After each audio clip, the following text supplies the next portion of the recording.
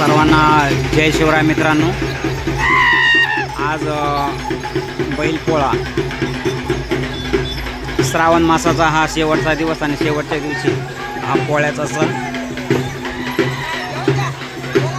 शेतीमध्ये शेती कामासाठी बैलाला अनन्यसाधारण महत्त्व आहे। एरवी ही आपली संस्कृती ही पशुपालक संस्कृती आहे। शेतीला उपयुक्त असलेला अशा प्रकारचा हा बैल आजच्या दिवशी बैल अतिशय उत्साहामध्ये सजवला जातो। शिंगाला हिंगोळ वगैरे झूल बाशिंग गोंडे अशा प्रकारची सजावट करून आपण हे जे दृश्य पाहतात हे बीडपासून जवळ असलेल्या पिंपरगावान या गावचं आहे।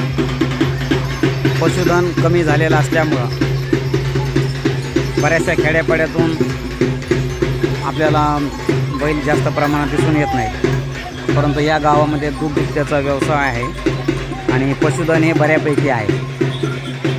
सुरुवातीला एका ठिकाणी सर्व बैल जमा होतात। जे गावातले जे मानकरी असतात त्यांचे बैल अगोदर पुढं जातात, त्याला पोळा फुटणं असे म्हणतात आणि मग नंतर त्यांच्या पाठीमागे सर्व बैल निघतात। जे कोणतं गावातलं ग्रामदैवत असेल आराध्य दैवत त्या गावाच्या मंदिराच्या भोवती ही मिरवणूक चालते। शक्यतो बैलपोळा हा मारुती मंदिरामध्येच असतो। काही ठिकाणी मात्र महादेवाचं मंदिर गोरक्षनाथ वगैरे अशासुद्धा दैवतांच्या समोर हे दिले जातात। जे लोक समोर बसलेले दिसतात त्याला पार म्हणतात, बसण्याची जागा देवाच्या जवळ, आणि हे मारुतीच्या समोर असल्यामुळं याला मारुतीचा पार म्हणतात। त्या मारुतीच्या पारावर लोक बसून पोळ्याचा आनंद घेतात। पोळा हा सण अशा वेळेला येतो की ज्या वेळेला शेतीतली जवळपास जेवढी काही घाईची कामं असतात ती सरलेली असतात आणि शिवार आनंदानं स्थिर पिकामध्ये डोलत असतं। पेरणी होऊन गेलेली असते। मृगामध्ये जर अगदी सुरुवातीला पाऊस पडला तर पोळ्याच्या बाजारापर्यंत मूग विकून मुगाच्या शेंगा विकून त्याचे पैसे हे पोळ्याच्या सणाला वापरण्यासाठी मिळतात। परंतु अलीकडच्या काळामध्ये हवामान हे अस्थिर झालेलं असल्यामुळे वेळेवर पाऊस पाणी पडत नाही आणि मग जर मृगाचा पाऊस वेळेवर पडला नाही तर मुगाच्या शेंगासुद्धा पोळ्याच्या बाजारापर्यंत आपल्याला म्हणजे विक्रीसाठी येत नाही। यावर्षी मात्र संपूर्ण महाराष्ट्रामध्येच मेपासूनच पावसानं हजेरी लावलेली होती आणि त्यामुळे पेरणी वेळेवर झालेली आहे। सर्व शिवार फुलून गेलेला आहे। आज सध्या आमच्या बीड जिल्ह्यामध्ये जर आपण बघितलं तर कापसाची वाढ चांगली झालेली आहे, मुगाची वाढ चांगली झालेली आहे। पारंपरिक पिके आनंदाने डोलत आहेत आणि हा पारंपरिक सण आहे। तसं पाहिलं तर श्रावण महिन्यामध्ये भरपूर सण असतात। श्रावणाचं आगमन म्हणजेच सणांची रेलचेल असते। पंचमी, श्रीकृष्ण जन्माष्टमी, दर महिन्याचा येणारा श्रावणी सोमवार अशा पद्धतीने संपूर्ण श्रावणामध्ये हे सणच सण असतात। श्रावणाचा शेवटचा दिवस आणि भाद्रपदचा पहिला दिवस म्हणजेच हा पोळा काही भागामध्ये वटसावित्री पौर्णिमेला किंवा पौर्णिमेच्या दुसऱ्या दिवशीसुद्धा काही भागामध्ये पोळा साजरा केला जातो। परंतु महाराष्ट्रात सर्वच पातळीवर हे आजच या ठिकाणी पोळा साजरा केला जातो, म्हणजे श्रावण अमावस्येला। या दिवशीच्या आदल्या दिवशी बैलांची खांदेमळणी केली जाते। खांदेमळणी म्हणजे एका बैलाच्या प्रती असलेली कृतज्ञता, कारण याच खांद्यावर त्यानं नांगरणी, पेरणी, वेळप्रसंगी बैलगाडीची वाहतूक अशा सगळ्या प्रकारची म्हणजे एक ओझं बळीराजाचं शेतकरी धन्याचं त्यानं ते घेतलेलं असतं आणि म्हणून त्याप्रती कृतज्ञता व्यक्त होण्यासाठी ही खांदेमळणी असते। तेला तुपानं हळदीनं त्या बैलाच्या खांद्याला मालिश केलं जातं। तुम्ही ज्यासमोर बैल पाहता त्याला रंगरंगोटी केलेली आहे। काही ठिकाणी गेरू किंवा काव ज्याला म्हणतो आपण, आणि बाजारामध्ये अशा प्रकारचे आता रंग पण मिळतात। हे रंग लावून बैल सजवले जातात। कापडी झूल असते, झुलीवर बाशिंगाची डिझाईन असते, छोटे छोटे आरसे त्या ठिकाणी असतात। काल एकदा खांदेमळणी झाली की आजचा पोळा संपेपर्यंत बैलाच्या खांद्यावर पुन्हा जू दिलं जात नाही। म्हणजे जसं शाळेतले मुलं दप्तरमुक्त आनंद साजरा करतात तसं हे बैलसुद्धा जोखड मुक्तीचा किंवा जो मुक्तीचा आनंद त्या ठिकाणी साजरा करतात। तर हे आजच्या दिवशी साधारण 4-5च्या दशामध्ये हे सर्व बैल मंदिरामध्ये आणलेले राहतात। हारतुऱ्यांनी फुग्यांनी बैल सजवलेले आहेत। आता समोरून जाणारा जो बैल आपण पाहतात तो मस्त मोराच्या पंखाने सजवलेला आहे। त्याच्या पाठीमाग आलेला बैल याला मस्त छानसे फुगे बांधलेले आहेत। रंगीबेरंगी रिबीन त्याला पाहिलेले आहेत। मारुतीचं दर्शन घेऊन हे बैल सर्व आता घरी जातात। घरी गेल्यानंतर या बैलाची पूजा केली जाते। त्यांना पुरणपोळीचा नैवेद्य दाखवला जातो आणि आणखी एक फेरी केली जाते। 2 फेरी झाल्याच्या नंतर मग खऱ्या अर्थानं पोळ्याची समाप्ती ही त्या ठिकाणी होते। तर हे अशा प्रकारचा कृषी संस्कृतीमधला एक पवित्र असा प्रकारचा सण की ज्या सणाद्वारे आपल्या पशुधनाला, ज्या बैलाच्या परिश्रमावर शेती अवलंबून आहे अशा त्या वृषभदेवाला, बळाच्या देवतेला हे एक वंदन आहे। ज्यावेळेला मनुष्यसुद्धा प्रचंड मेहनत करतो त्या मेहनतीला सुद्धा बैल मेहनत म्हटलं जातं। यावरूनच आपल्या असं लक्षामध्ये येईल की बैलाच्या मेहनतीला किती महत्त्व आहे। हे लांब लांब शिंगाचे बैल आपल्याला दिसतात, त्याला खिलार जात असं म्हटलं जातं। वेगवेगळ्या जातीचे बैल सध्या आपल्याकडं उपलब्ध आहेत।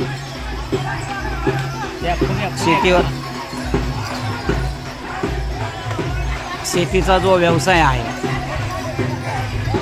हा एक पारंपरिक आणि एक सांस्कृतिक असलेला व्यवसाय आहे की ज्या व्यवसायामध्ये नफा नसतोच, फक्त मेहनत आणि मेहनतच असते।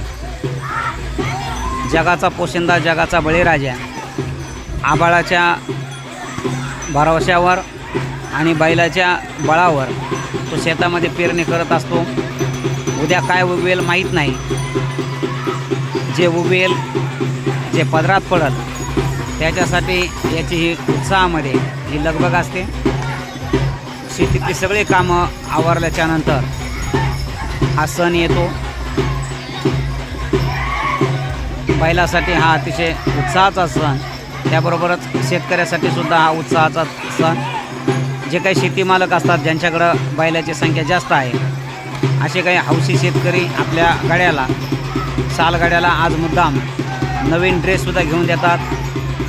तो सालगडीसुद्धा आपल्या धन्याप्रती इमान व्यक्त करत आज मोठ्या उत्साहामध्ये नवे कपडे परिधान करून बैलासोबत मिरवणूक काढत असतो। आपल्या समोर एक जो बैल दिसत आहे की छानपैकी जसं एखाद्या नवागत बाळाचा वाढदिवस साजरा करताना जसे मोठे मोठे फुगे बांधतात अगदी त्या पद्धतीचे फुगे त्याला बांधलेले आहेत। तुम्हाला तो इथून दिसत असेल। हे गाव जरी छोटा असेल तरीसुद्धा त्या मानानं गावामध्ये पशुधन भरपूर आहे। जो बैल आता आपल्या समोरून जात आहे त्याला 3 रंगानं रंग काढलेला आहे। आपल्या भारताचा तो रंग आहे केसरी, पांढरा आणि हिरवा। 3ही रंग त्या बैलाच्या अंगावर आपल्याला दिसून येतील।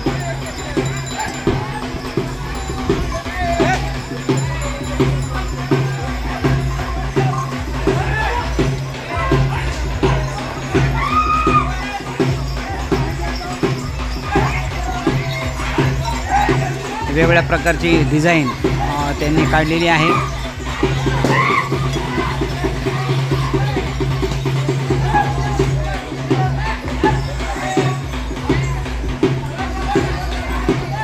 एका शेतकऱ्याने आपल्या एका बैलाच्या पाठीवर मुंबई लिहिलेलं आहे आणि दुसऱ्या बैलाच्या पाठीवर त्यानं आरक्षण लिहिलेलं आहे आणि मुंबई आरक्षण अशा प्रकारचा संदेश त्यानं आपल्या बैलाच्या माध्यमातून सर्वांना दिलेला आहे।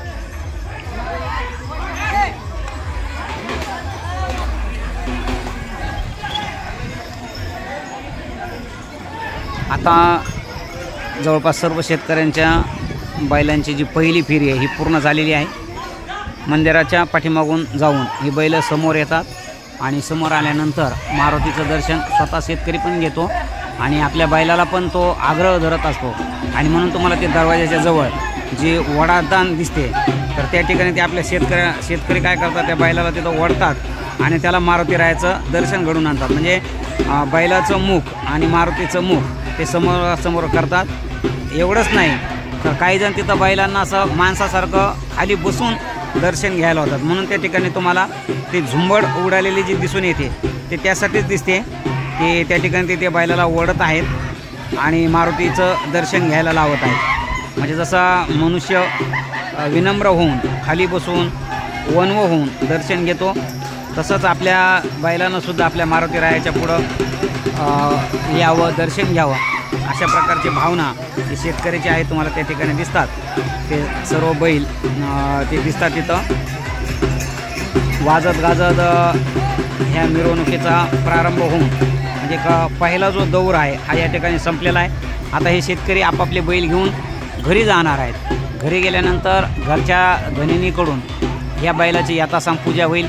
त्यांच्या पायावर पाणी टाकलं जाईल, त्यांना हळदी कुंकू वाहिलं जाईल. त्यानंतर त्यांना पुरणपोळीचा नैवेद्य देऊन मग हे बैल या ठिकाणी परत येणार आणि दुसऱ्या फेरीच्या नंतर मग हे आपापल्या दावणीला म्हणजे ज्यांचे आकडे शेतात आहे त्या शेतात जातील, ज्यांचे दावण घरीच आहे ते घरीच राहतील. अशा पद्धतीने हा पोळा या ठिकाणी विसर्जित झालेला असेल.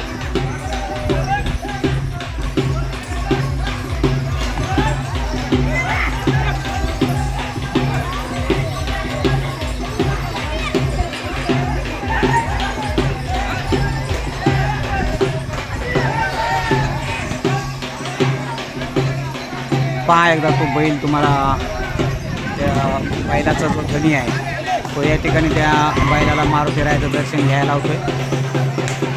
त्याचं दर्शन झालेलं आहे.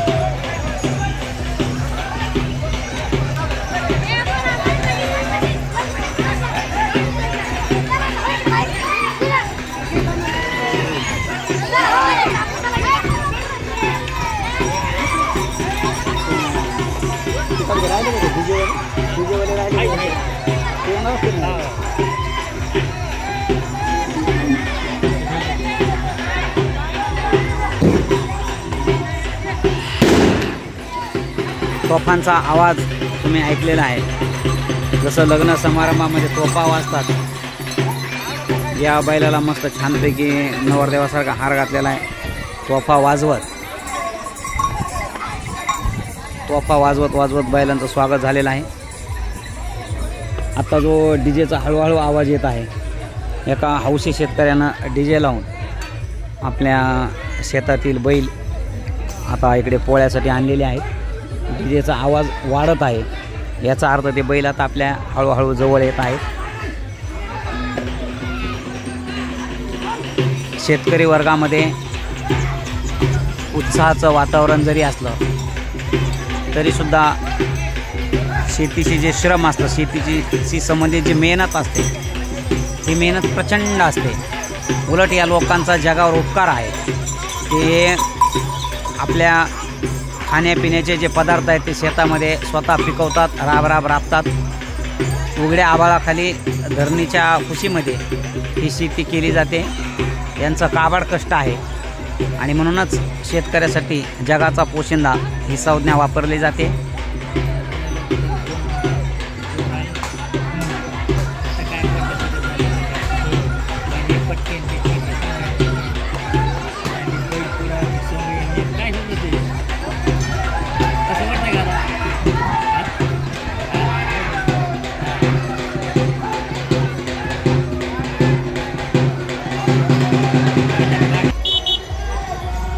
आता जवळपास सर्व बैल येऊन गेलेली आहेत. काही बैलांची ही दुसरी फेरी होत आहे. आपल्याला समोर येणारा जो बैल दिसत आहे त्याच्या लांब लांब शिंगाला मस्तपैकी मोराचे पंख बांधलेले आहेत. फेटा परिधान करून शेतकरी राजा आपल्या बैलाच्या पाठीमागे जात आहेत. त्यांना आज मस्तपैकी नवे कपडे परिधान केलेले आहेत.